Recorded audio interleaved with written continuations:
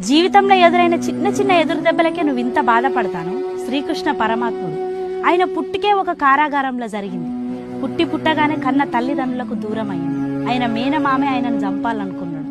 ప్రేమించిన వాళ్ళకి దూరం అయింది. ఆ తర్వాత ఆయన ఉన్న ఊరు నుంచెల్లే వెళ్ళిపోవాల్సి వచ్చింది.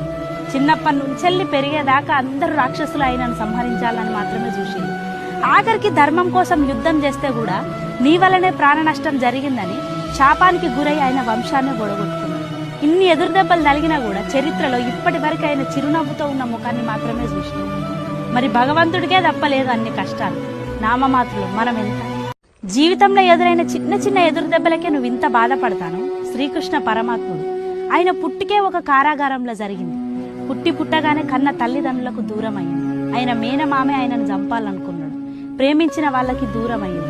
ఆ తర్వాత ఆయన ఉన్న ఊరు నుంచెల్లే వెళ్ళిపోవాల్సి వచ్చింది. చిన్నప్పటి నుంచెల్లి పెరిగి